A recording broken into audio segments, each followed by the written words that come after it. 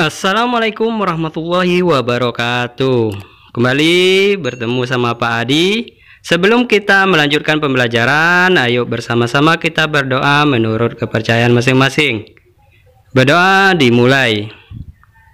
Selesai. Pada pembelajaran kali ini kita akan membahas tema 5, subtema 1, pembelajaran yang kedua, yaitu SBDP. Tujuan kita mengenal apa itu reklame, dan kita mengetahui tujuan reklame dan mengetahui jenis-jenis reklame. Dan yang kedua itu PPKN. Tujuan kita itu mengetahui keragaman ekonomi di negara-negara ASEAN dan keragaman ekonomi di lingkungan sekitar. Sebelum kita melanjutkan pembelajaran kita, ayo siapkan alat-alat tulisnya, pensil, pena, dan buku, supaya nanti ada hal-hal yang penting bisa dapat ditulis. Kita mulai pembelajaran kita pada kali ini, yaitu mengenai reklame. Reklame adalah alat untuk menawarkan, mempromosikan, memperkenalkan barang-barang hasil produksi atau jasa kepada masyarakat dengan menggunakan gambar dan kata-kata yang menarik. Tujuan reklame adalah agar suatu produk dapat dikenal oleh masyarakat dan masyarakat memiliki keinginan untuk membelinya. Contoh reklame dapat berupa poster, spanduk, brosur, selebaran, logo, baliho, dan embalase. Jenis-jenis reklame yang pertama, iklan. Iklan adalah pemberitahuan kepada khalayak tentang barang atau jasa tertentu. Berdasarkan media yang digunakan, iklan dibagi menjadi dua, yaitu iklan cetak dan iklan elektronik. Iklan cetak dapat kita temukan pada koran dan majalah. Iklan elektronik dapat kita jumpai pada siaran televisi dan internet. Iklan dibuat agar masyarakat mau menggunakan barang atau jasa yang ditawarkan. Jenis yang kedua, poster. Poster adalah pemberitahuan yang dipasang di tempat umum. Poster berbentuk kertas berukuran besar yang berisi tulisan dan gambar. Biasanya poster dipasang di tempat yang mudah dilihat banyak orang. Poster dibuat untuk menyampaikan informasi kepada masyarakat. Yang ketiga, spanduk. Spanduk adalah pemberitahuan yang dibuat secara ringkas, padat, dan jelas. Biasanya spanduk berisi ajakan, slogan, atau informasi khusus. Spanduk berbentuk selembar kain yang dibentangkan di antara dua tiang dan dipasang di tempat yang ramai. Spanduk dapat dimanfaatkan sebagai media promosi suatu barang, jasa, atau kegiatan. Yang keempat, baliho. Baliho adalah pemberitahuan yang berisi gambar dan tulisan yang menarik. Baliho dapat dibuat dari bahan kayu, kain, dan serat kaca berukuran besar. Biasanya baliho dipasang di tempat yang ramai dan di tepi jalan raya. Baliho dibuat sebagai media promosi barang, tempat usaha, atau kegiatan. Yang kelima, brosur. Brosur adalah pemberitahuan berisi keterangan yang singkat tetapi lengkap. Biasanya, brosur berbentuk satu lembar kertas yang dapat dilipat. Brosur dapat diletakkan di dalam koran, diletakkan di tempat umum, atau diberikan langsung kepada masyarakat.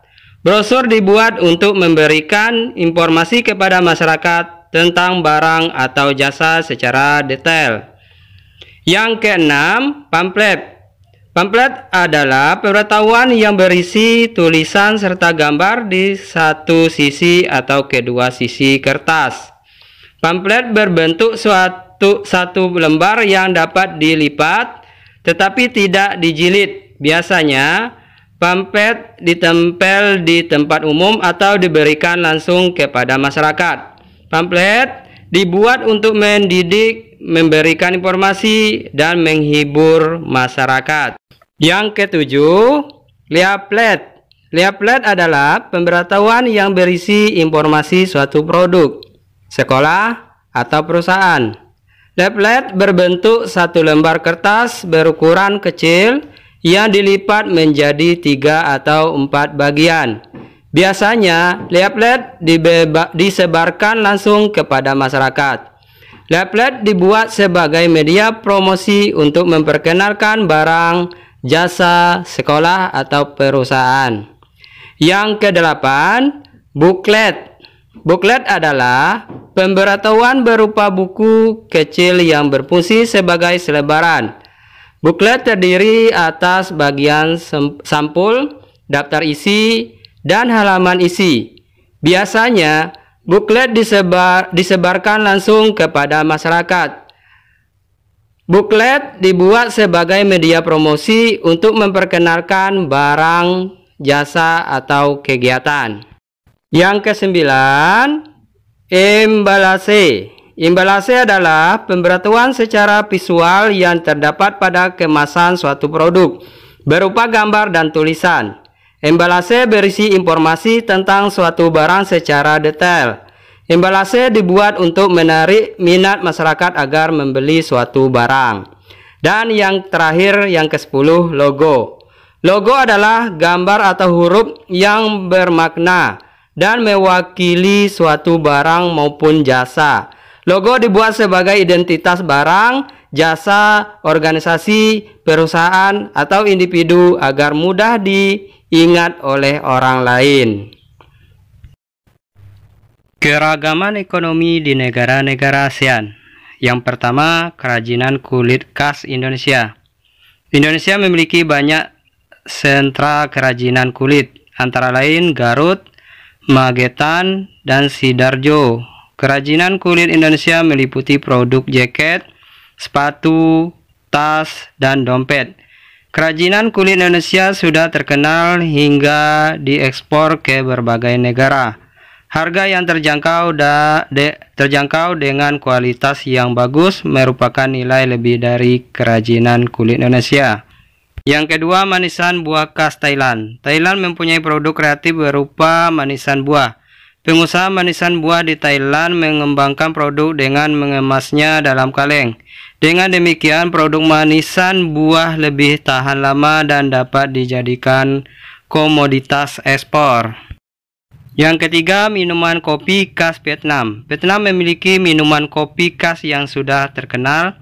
Penyajian kopi dari Vietnam menggunakan susu kental manis sehingga mudah diterima masyarakat Indonesia. Yang keempat, makanan khas Laos. Laos memiliki usaha makanan yang khas. Salah satu makanan khas dari Laos adalah larp. Larp adalah makanan berbahan dasar daging dan dimakan bersama nasi bakar giling. Makanan larp merupakan makanan nasional Laos.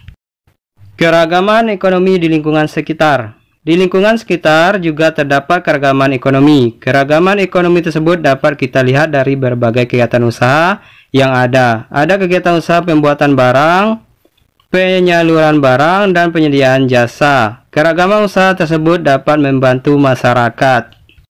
Contoh keragaman ekonomi di lingkungan sekitar. Yang pertama, pedagang kelontong.